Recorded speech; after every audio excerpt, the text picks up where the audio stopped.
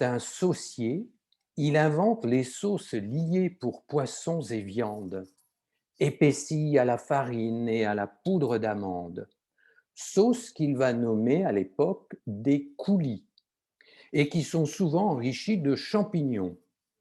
La nouveauté, c'est que ces sauces sont préparées séparément du mets principal. Puis vient le sieur Robert. En 1674, il écrit un ouvrage culinaire qui fera date. Il s'agit de l'art de bien traiter. Dans son livre, il attaque violemment la Varenne et ne lui pardonne pas les mélanges sucrés-salés qui étaient un marqueur culinaire du Moyen Âge. Le sieur juge ces mélanges dépassés et de mauvais goût. François Massalio est un autre auteur très important. Il est sur la même trajectoire et il publie en 1691 Le cuisinier royal et bourgeois. C'est un livre en 2 volumes qui consacre le nouveau goût français à l'époque baroque. Massaillot est le cuisinier du duc d'Orléans, le frère du roi Louis XIV. Il a donc une influence considérable. Pour la première fois, un auteur classe des recettes par ordre alphabétique. Il donne une liste des aliments disponibles selon les saisons et conclut son ouvrage par un index. Plus tard, il va même démocratiser ses recettes et infuser dans les classes bourgeoises un art culinaire à la française. C'est donc, on le voit par les livres, que la cuisine du XVIIe siècle va s'imposer et supplanter celle de la Renaissance et du Moyen Âge. Alors, quelles sont véritablement les nouveautés au XVIIe siècle? Les changements apportés à la cuisine au XVIIe sont si nombreux que l'on peut véritablement parler de révolution culinaire à partir de 1650. On note, par exemple, que les épices utilisées en large quantité au Moyen Âge et à la Renaissance sont désormais très réduites en proportion. En outre, les épices sont supplantées par les herbes locales. Le persil, le romarin, l'oseille, la menthe se popularisent. Les herbes provençales sont très demandées. De plus, au cours du XVIIe siècle, l'Église lève les interdits qui frappaient le beurre, les œufs et les laitages en période de carême. L'Église catholique s'aligne sur les protestants, bien moins rigoureux en matière de jeûne. Du coup, on constate un essor important des produits laitiers dans la gastronomie à l'époque baroque. Ce goût pour les produits laitiers entraîne la naissance de sauces riches et grasses à base de beurre, de crème et de jaune d'œuf. C'est ainsi que les sauces soyeuses et douces remplacent les sauces acides du Moyen Âge, qui étaient à base de verjus et de vinaigre. Désormais, un filet de citron ou d'orange va remplacer le verjus et le vinaigre. Certaines sauces sont préparées séparément des mets qu'elles accompagnent. Cependant, elles ne sont pas servies dans une saucière, elles sont directement versées dans les plats, sur les viandes et les poissons, juste avant de les servir. Autre changement, à la Renaissance, on cuisait toujours les viandes bien cuites, mais les choses commencent à changer au XVIIe. On recommande désormais de servir le canard saignant, par exemple. C'est une nouveauté. Les légumes eux-mêmes, comme les asperges, doivent être servis croquants, fermes sous la dent. L'un des grands marqueurs de la cuisine du grand siècle, c'est la disparition des mélanges sucrés-salés que l'on adorait au Moyen Âge et jusqu'à la Renaissance. À partir de l'époque baroque, le sucre va s'utiliser principalement en pâtisserie et en confiserie. Ainsi, l'époque baroque est marquée par la croyance que les qualités et les vertus d'un animal sont transmises à celui qui le mange. Nous en reparlerons un peu plus tard.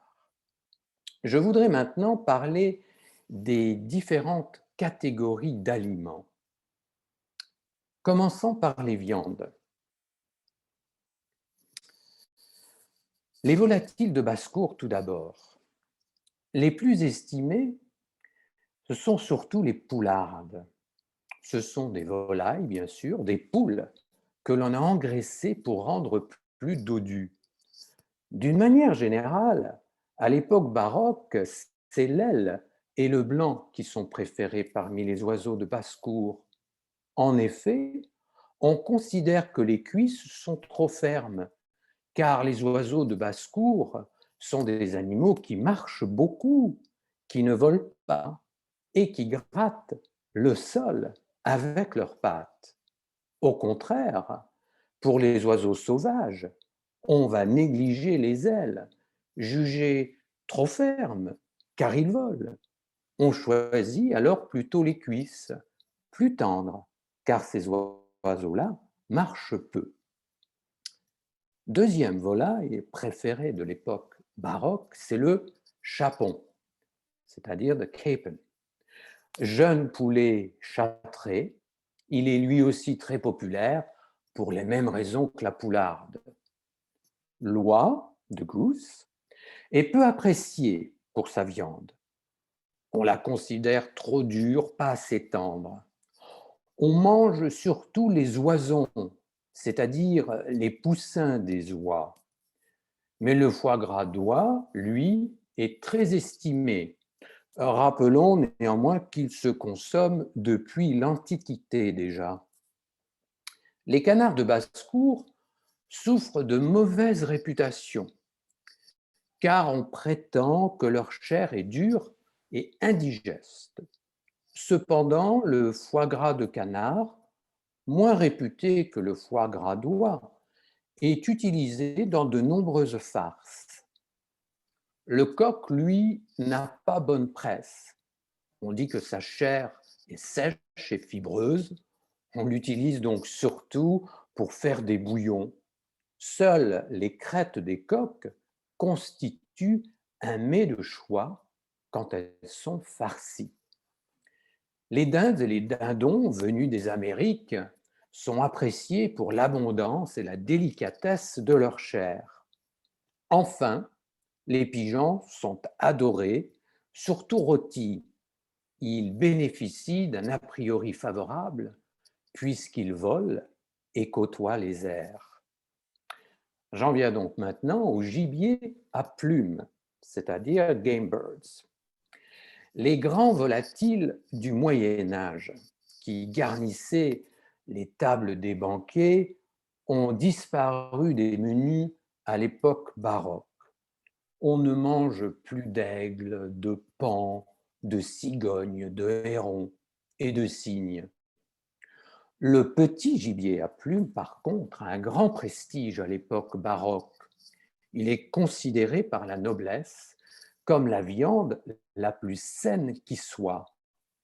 Contrairement aux volailles de la basse-cour, qui sont oisives et ne font que se reposer, eux volent et ils sont athlétiques. De tous les gibiers à plumes, le faisan est le plus apprécié. Son plumage magnifique lui confère un grand prestige. Il donnerait de la noblesse à celui qui en mange. Les perdrix, partridge, arrive en seconde position au palmarès des gibiers à plumes les plus appréciés. On vante leur goût très délicat. Les perdreaux, c'est-à-dire les jeunes perdrix de moins d'un an, garnissent les meilleures tables de France. En troisième position des gibiers à plumes, on trouve la caille de Quail pour la finesse de sa chair. Les bécasses et les bécassines, woodcocks, sont quant à elles consommées entières, c'est-à-dire qu'on ne les vide même pas, on les mange avec leurs entrailles. Mais il ne faut pas oublier les petits oiseaux comme les ortolans, la grive, thrush, les merles, blackbirds, les étourneaux, starlings. Eux aussi sont très populaires et se consomment souvent en pâté. Enfin, on considère les oies et les canards sauvages comme plus goûteux et plus exquis que ceux de la basse-cour. Alors continuons avec le gibier et passons au gibier à poil. Au XVIIe siècle, on estime beaucoup le gibier à poil, bien plus savoureux que les viandes d'élevage. La chasse, réservée à l'aristocratie, est un exercice noble par excellence et donc un marqueur social très important. Le chevreuil, roe deer, semble le gibier à poil préféré des nobles. Les gastronomes disent que sa chair est la plus délicieuse qui soit. Le sanglier, wild boar, est lui aussi en tête du classement. Il représente la puissance et la force. Le cerf, deer, est le gibier à poil le plus prestigieux, car par son allure, il symbolise la noblesse. Mais sa viande est immangeable en période de reproduction, c'est-à-dire d'août à octobre. À l'époque baroque, on cherchait ainsi à capturer les jeunes cerfs afin de les castrer pour garder leur viande tendre et les faire engraisser. Enfin, les lapins sauvages et les lièvres arrivent eux aussi sur les assiettes, mais ils ont la réputation d'être peureux. Ils manquent de prestige en effet. Parlons maintenant des viandes de boucherie. Parmi les élites, les viandes domestiques n'ont pas la réputation des volatiles ou du gibier.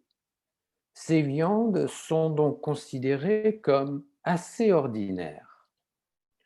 De forts préjugés existent toujours contre le porc, car c'est un animal qui se nourrit de tous les déchets. On estime qu'il est le plus sale des animaux domestiques.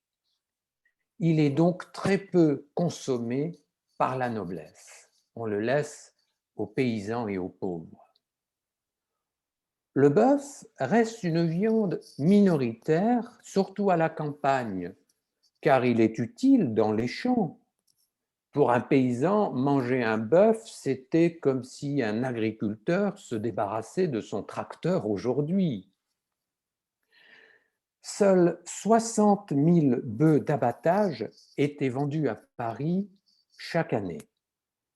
Par contre, le veau, veal, est très populaire parmi la bourgeoisie citadine, qui n'avait pas facilement accès au gibier.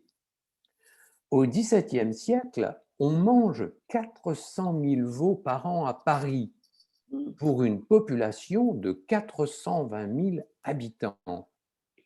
C'est la tête de veau que l'on préfère par-dessus tout, surtout les joues, les yeux et la langue. La cervelle, the brain, elle, est servie à l'invité d'honneur. Le mouton est consommé couramment. 200 000 moutons étaient vendus par les bouchers parisiens chaque année. Il finissait surtout sur les tables des petits artisans et des petits commerçants des villes, particulièrement en ragoût, avec des navets ou des haricots, par exemple. Je remercie d'ailleurs ici Carole qui m'a envoyé une magnifique recette récemment de mouton, d'agneau aux haricots. Passons maintenant aux poissons et aux fruits de mer. Les poissons d'eau salée, tout d'abord. Alors, il faut savoir que les préceptes de la religion catholique entraînent la consommation de poissons pendant une période d'environ 200 jours par an. C'est beaucoup. La règle s'appliquait aux personnes de 7 à 65 ans. Le poisson est en général considéré comme très sain, car il échappe aux maladies terrestres. Manger du poisson prolongerait la vie. Les poissons de mer étaient considérés comme supérieurs à ceux d'eau douce et surtout consommés en automne et en hiver afin de maintenir leur fraîcheur lors du transport. Les poissons des eaux agitées de l'océan sont jugés meilleurs que ceux des eaux plus calmes de la Méditerranée, par exemple. On estime les eaux froides de l'Atlantique et de la Manche plus saines que les eaux des mers chaudes. Les fruits de mer sont eux aussi populaires. Parmi tous les mollusques, c'est l'huître qui était la plus appréciée de la noblesse côtière. De plus, on accordait aux huîtres des qualités aphrodisiaques. Elles étaient surtout mangées cuites ou en farce dans de la volaille. Les moules étaient très consommés également. Les gourmets préféraient les moules de petite taille, plus fermes et au goût plus marqué. On les mangeait surtout cuites au beurre et enrobées de chapelure. Les crustacés supportaient mal le transport. Ils ne se consommaient guère que le long des côtes. Les écrevisses des rivières étaient très recherchées, car leur état de fraîcheur ne suscitait pas d'inquiétude. Les médecins estimaient aussi que leur chair purifiait le sang et calmait les angoisses et procurait le sommeil. Parlons un petit peu des poissons d'eau douce. Ils étaient consommés, comme vous vous en doutez, en grande quantité, car à portée de la main. C'est la partie supérieure du corps, près de la tête, qui avait la préférence, car elle était plus grasse, donc plus tendre. Les poissons des rivières avaient meilleure réputation que les poissons des lacs ou des étangs. En effet, comme pour les poissons marins, le fait qu'un poisson de rivière lutte contre le courant et les flots rendait plus noble, plus prestigieux. Passons brièvement aux œufs. Les Parisiens du XVIIe siècle consommaient surtout des œufs de poule et de faisans domestiqués. Les œufs de cane et les œufs d'oie n'étaient pas appréciés à l'époque. Les œufs étaient consommés à la coque, mollets ou pochés, donc avec le jaune cru. Le jaune cru était utilisé pour lier les sauces parfois ou pour faire des veloutés. Manger un œuf dur à l'époque baroque était considéré comme la pire des choses. Les omelettes étaient toujours servies très baveuses. Bien sûr, on utilisait beaucoup les œufs dans la pâtisserie traditionnelle ou mélangés à des farces. Passons aux légumes. Les premières cultures des légumes des Amériques n'apparaissent en fait qu'au début du XVIIe siècle. C'est le cas des haricots, des petits pois, même si je dois dire le maïs avait été un précurseur à la Renaissance. Jean-Baptiste de la Quintinie, qui était en charge du potager du roi Louis XIV, cultivait dans les jardins de Versailles une grande variété de fruits et de légumes. C'est lui qui va inventer les premières serres, greenhouses, et peut ainsi servir au roi des asperges et des laitues en décembre et en janvier. Les légumes étaient généralement braisés dans un bouillon aux herbes. On les servait entiers, croquants souvent, ou alors en purée ou en potage. Au XVIIe siècle, on consommait presque tous les légumes que l'on cultive de nos jours, à deux exceptions près. La pomme de terre, pourtant très populaire en Angleterre à l'époque depuis son importation d'Amérique. Mais la pomme de terre était jugée grossière par les classes supérieures françaises. La tomate, elle aussi, n'apparaît pas dans les livres des cuisines et sur les marchés français. Les légumes secs, méprisés à la Renaissance, font un grand retour. Lentilles, fèves, haricots secs, pois cassés comptent parmi les favoris. Mais les pois chiches, chickpeas, sont détestés par la noblesse et la bourgeoisie. C'est une nourriture de paysans. Le riz provenait principalement du Piémont et d'Espagne. On ne l'importait plus d'Asie. Il était très apprécié, mais curieusement, il apparaît peu dans les livres de recettes.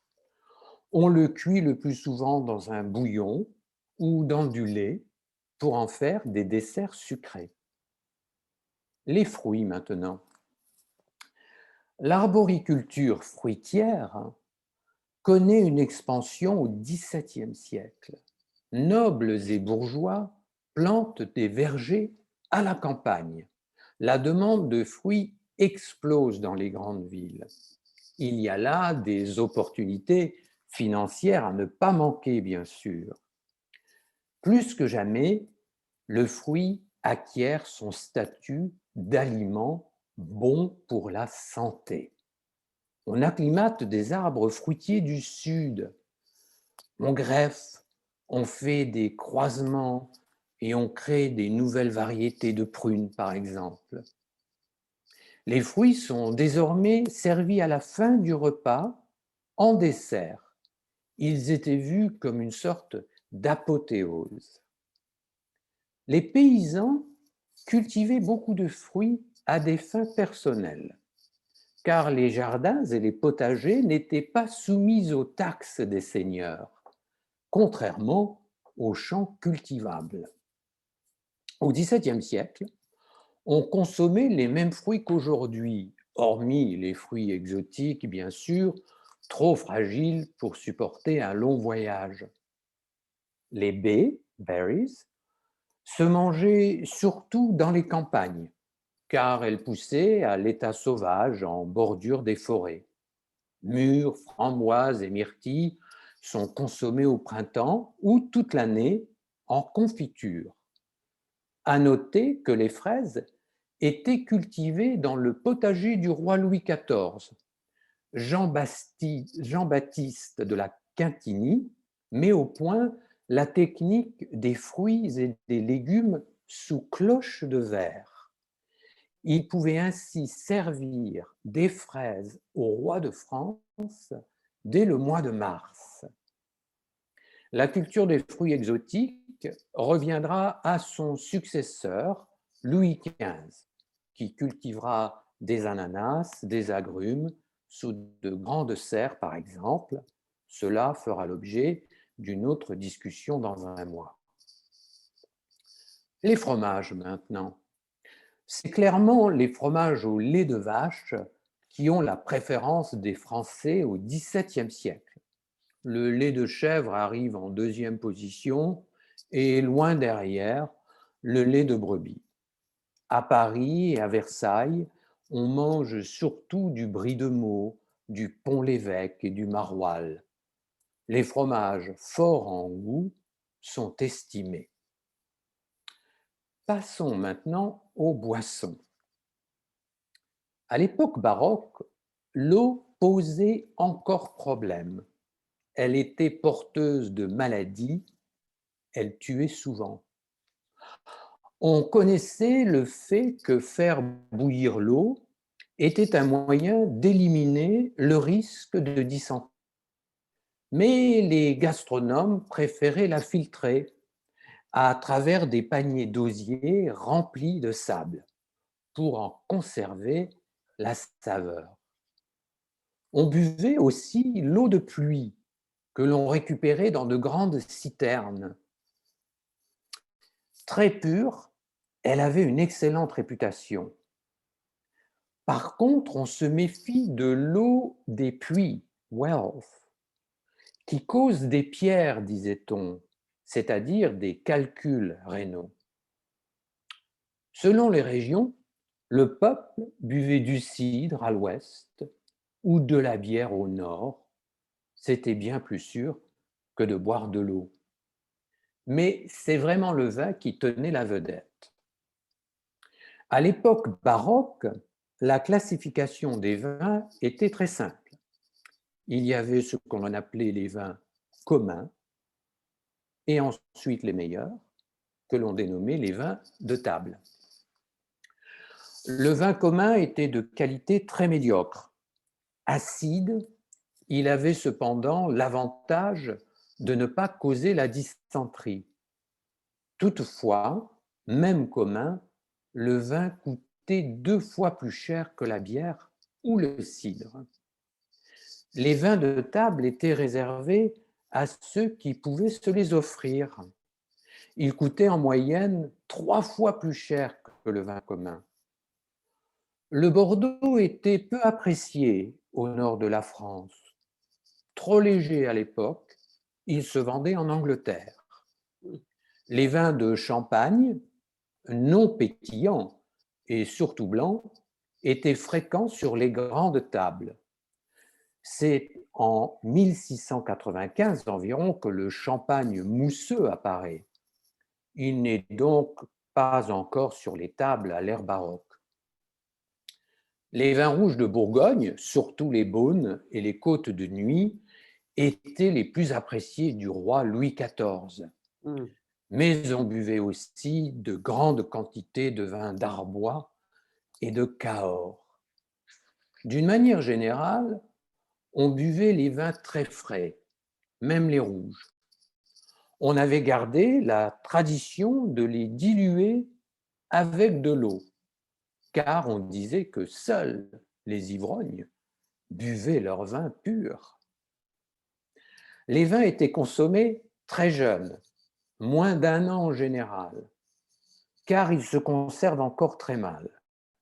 De plus, on n'aimait pas le goût de bois prononcé que pouvaient donner les tonneaux à un vin vieillissant. Outre les vins, il y avait les liqueurs. C'est vers la fin de l'époque baroque que se répand l'usage de proposer des liqueurs à la fin du repas. Sucrées, on les boit après le dessert. C'est aussi d'ailleurs le cas des madères et des xérès, à la mode parmi les nantis. Parlons un peu des boissons chaudes. Les boissons chaudes étaient surtout appréciées pour leurs vertus médicinales. Le café, originaire d'Éthiopie et du Yémen, s'était étendu au monde musulman.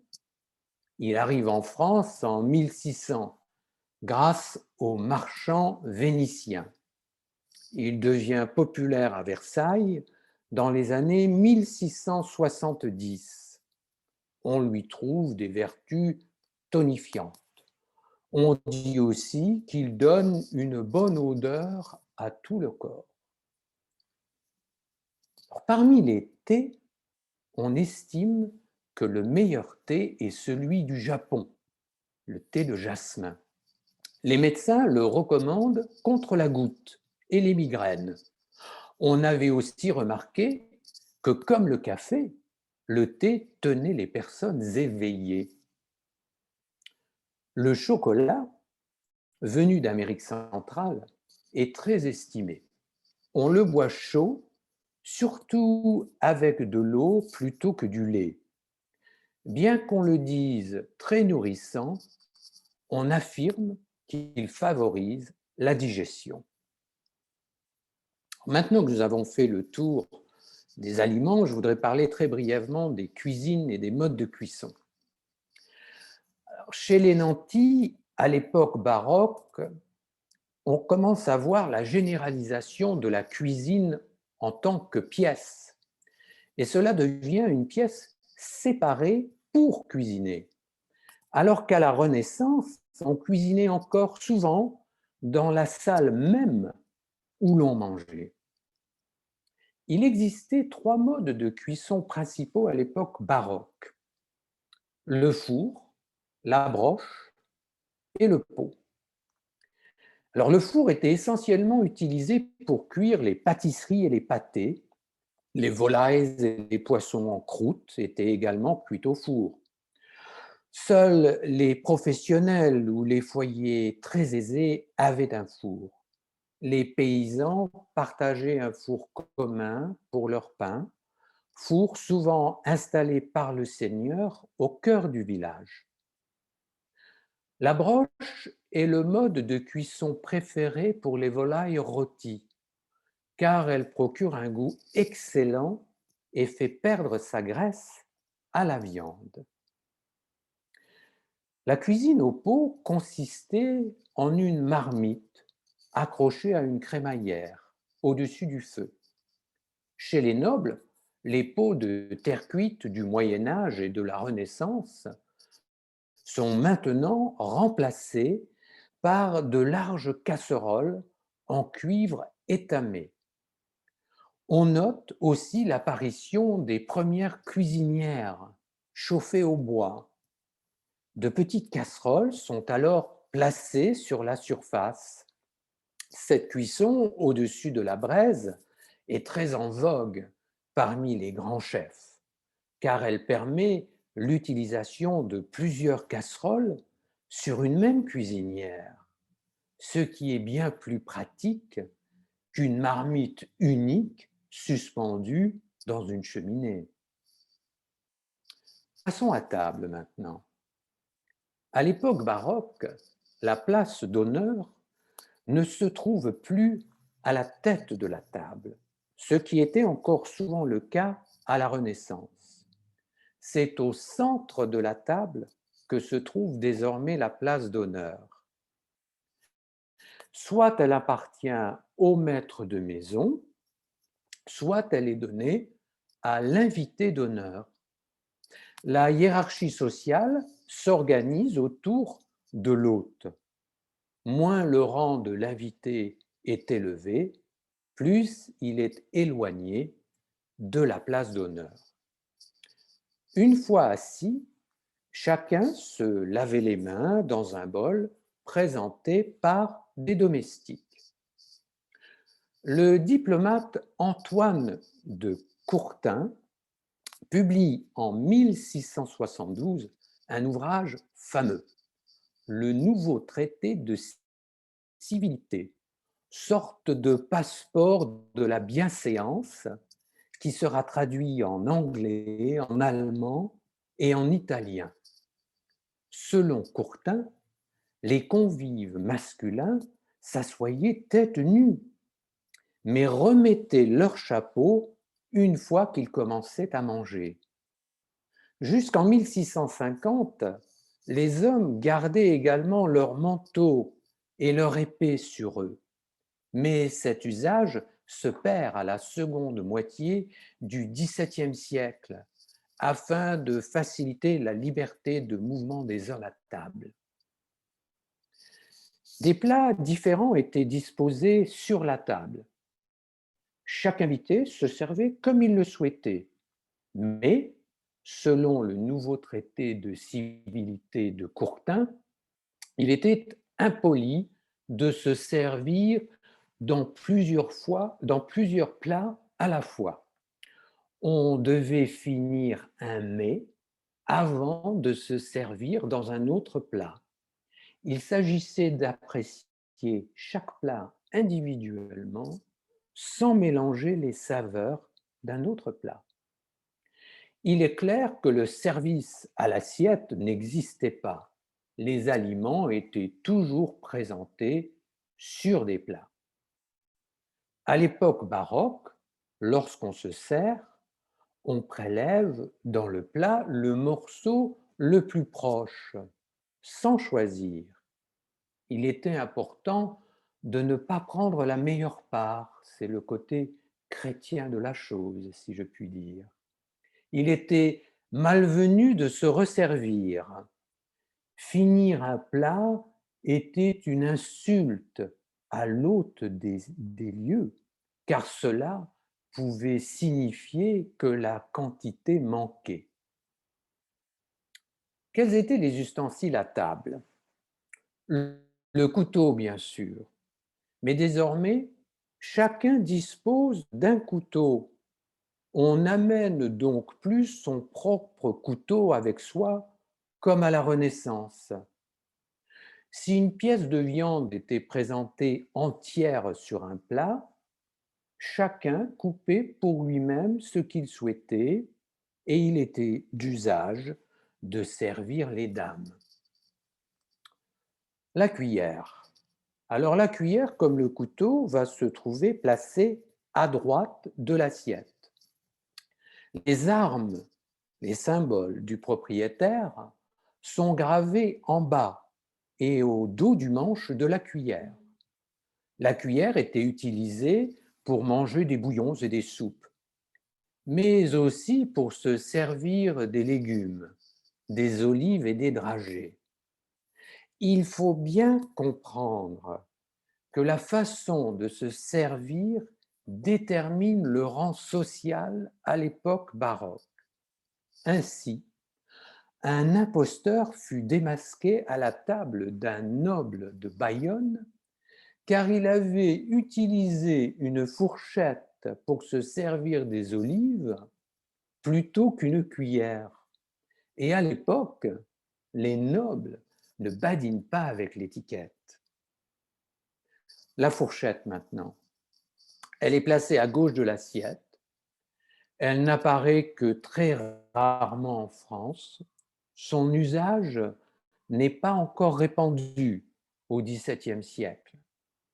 Louis XIV considérait la fourchette comme un ustensile pour femmes, bien que son ancêtre, Henri III, ait utilisé la fourchette à la cour de la Renaissance. Mais Louis XIV disait qu'il était efféminé. Les ducs de Bourgogne, qui utilisaient la fourchette couramment, n'étaient pas autorisés à l'utiliser à la table du roi. Heureusement, l'usage de la fourchette devient un signe de bonne éducation à la fin du XVIIe siècle. Et cet usage va finir par se répandre enfin dans tout le royaume. On va donc utiliser ses doigts de moins en moins. Le verre maintenant. Aucun verre n'était disposé sur la table à l'arrivée des convives. Comme à la Renaissance, boire à table avant l'arrivée des plats est considéré comme un signe d'ivrognerie.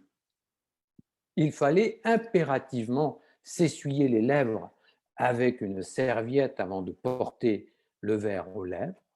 De plus, on devait tenir son verre par le pied. Les serviteurs ne devaient servir qu'une quantité de vin buvable en un seul trait. Il était très malvenu de boire son verre en plusieurs fois. Et surtout, il fallait éviter les bruits de déglutition et ne pas soupirer d'aise. Alors je vais conclure en récapitulant un petit peu ce que j'ai dit. On peut dire qu'en matière de gastronomie, c'est dans la seconde moitié de l'époque baroque que va s'opérer une véritable coupure avec le Moyen Âge et la Renaissance.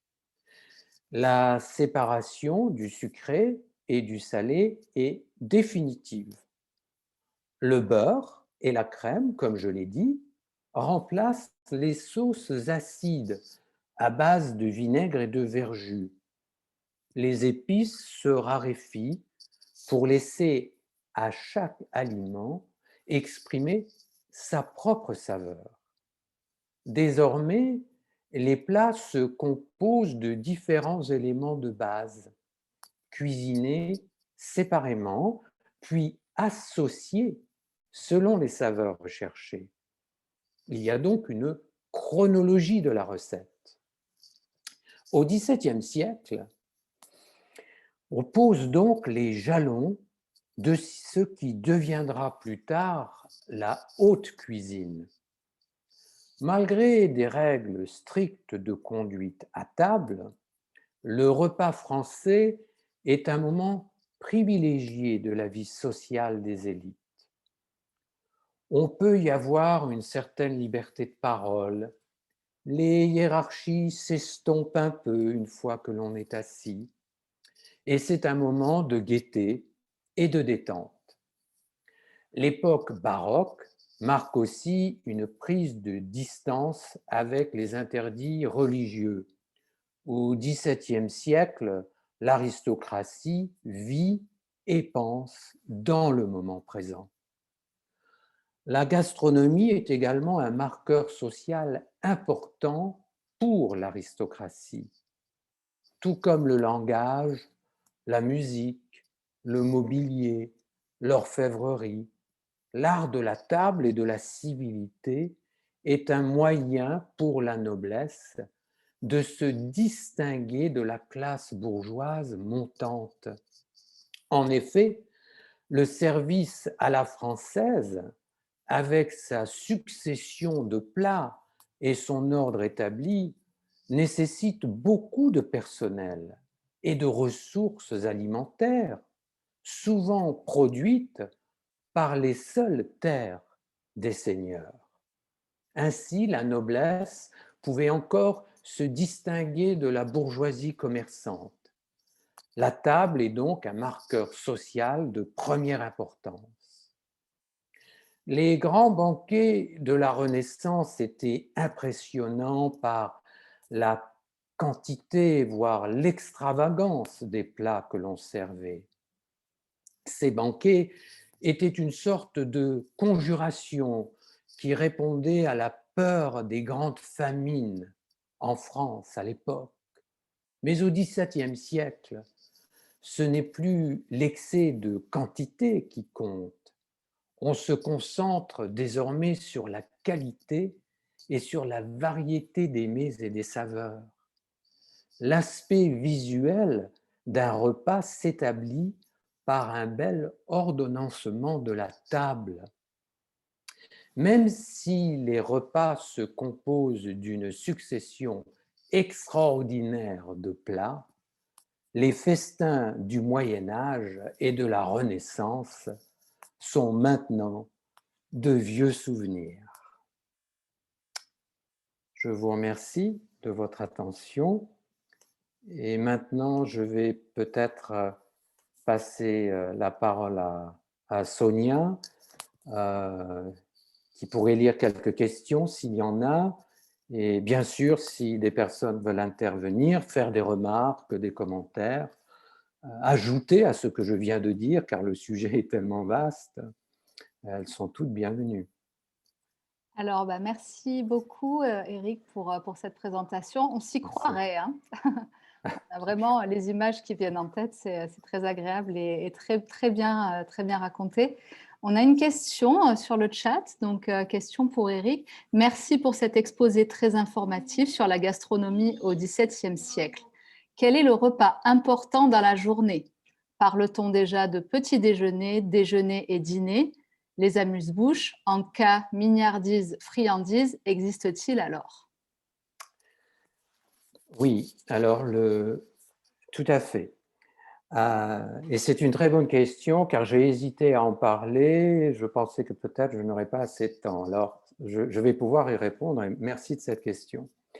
Alors, le petit déjeuner, lui, je dirais, est pratiquement inexistant parmi les bourgeois et parmi la noblesse. Pour une raison très simple, ce sont des gens qui se lèvent tard et qui ne travaillent pas très dur. Ce sont simplement les petits commerçants et les paysans qui vont manger un grand petit déjeuner, car eux, ils vont soit à l'atelier, soit au champ. Ils doivent donc travailler, ils ont besoin d'énergie. Le déjeuner, c'est un petit repas en fin de compte. Le vrai grand repas, c'est le dîner. Le dîner qui va se succéder généralement de 3 services très précis. Il y a ce que l'on appelle les soupes et les potages qui arrivent généralement en premier. Ils vont être suivis d'un deuxième service où là on va présenter des ragoûts le plus souvent et des viandes rôties. Alors il faut bien savoir que quand je parle du deuxième service, je parle de 6 ou 7 plats différents de viande. On ne sert pas simplement du poulet aujourd'hui et de la caille demain. Donc il y a un grand choix, en tout cas sur la table des nobles, bien sûr. Et puis le troisième service, eh bien, c'est le service des desserts. À l'époque baroque, le sucré arrive en fin de repas, alors qu'au Moyen Âge, comme je l'ai dit, on faisait beaucoup de mélanges sucré-salé, mais le sucré prend vraiment sa place en fin de repas. Donc c'est là qu'arriveront les pâtisseries, etc. On va servir également des fruits, avec du fromage d'ailleurs. Le fromage est généralement servi avec des fruits. On va servir aussi ce qu'on appelait, ce qu'on appelle toujours des hors-d'œuvre. C'était des sortes d'amuse-bouches que les maîtres d'hôtel préparaient s'il y avait plus d'invités que prévu. C'est-à-dire qu'il faut bien comprendre qu'il y avait un protocole, comme je l'ai dit, le premier service, le deuxième service, le troisième service lors du repas. Et on ne voulait pas briser ce protocole. Donc, si l'on avait peur de manquer d'alimentation, on allait créer des hors-d'œuvre, sortes de petites amuse-bouches que l'on servait au premier service. Donc, on ne cassait pas l'ordonnancement de ces services. Pour le reste, oui, il y avait des friandises que l'on distribuait en fin de repas. Alors, on peut parler des pâtes de fruits, etc., des petits bonbons, des petits dragées, et des petites dragées, etc., choses que l'on distribuait parfois emballées aussi comme un petit cadeau d'au revoir que l'on donnait aux convives. Merci d'avoir répondu à cette question. Il y en a deux autres qui viennent d'arriver. Est-ce qu'on mange toujours des crêtes de coq?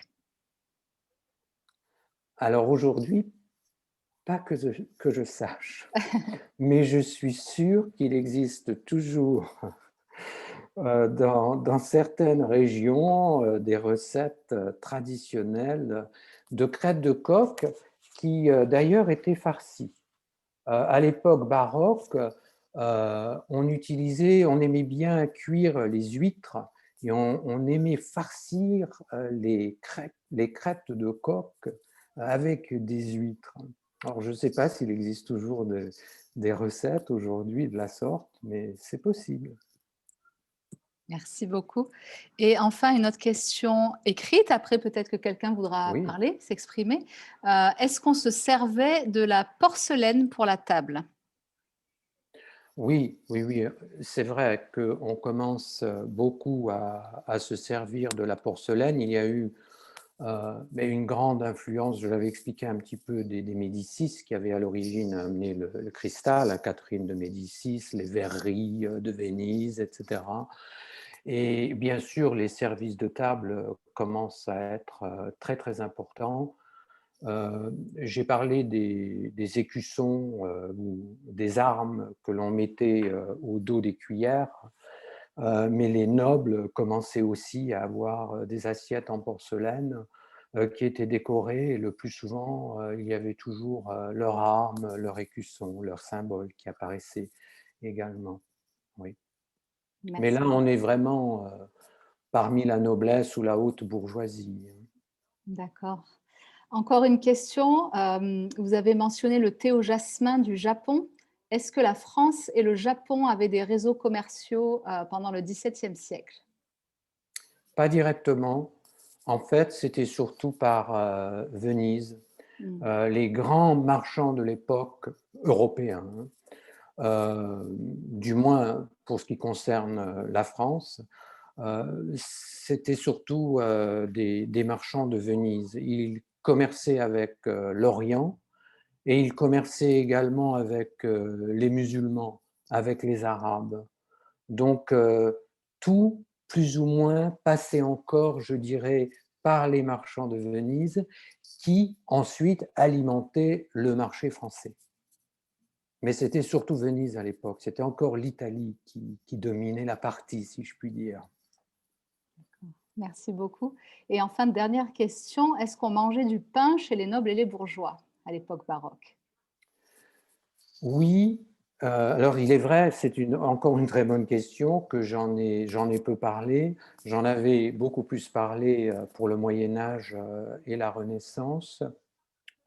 On mange encore du pain, mais de moins en moins. Si vous vous souvenez, à l'époque baroque, les nobles et les bourgeois aimaient utiliser des épices, les épices qui étaient très chères à l'époque, soit pour colorer, soit pour donner de la saveur au pain.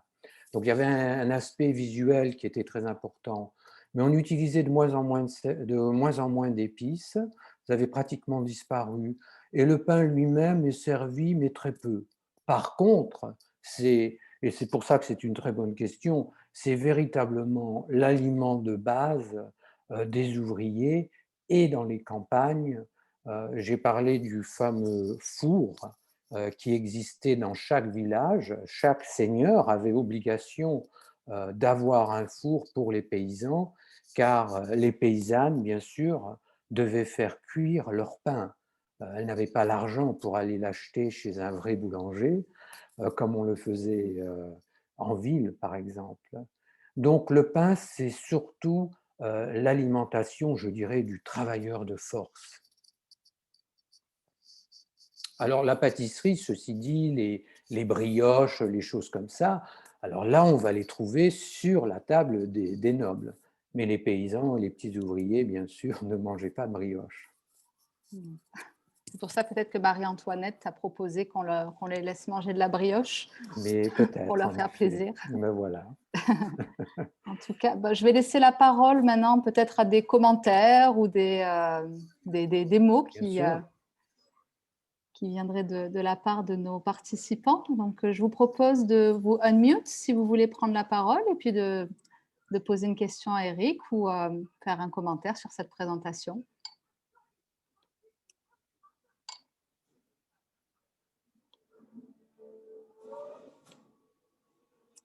Alors, comme apparemment vous avez répondu à toutes les questions, je pense que Voilà. c'est la fin de notre Peut-être que présentation ce soir. j'ai dû effrayer tout le monde. Non, pas du tout. Au contraire, et je pense que tout le monde va vouloir revenir le 23 février pour une autre conférence. Cette fois-ci, vous nous emmenez pas le Premier Empire. Alors on va parler du XVIIIe siècle. Donc nous serons vraiment dans le siècle des Lumières. Alors Louis XV, puis on parlera un peu de Louis XVI aussi. Oui, D'accord, très tout à bien. fait. Merci infiniment de partager cette passion et cette expertise avec nous.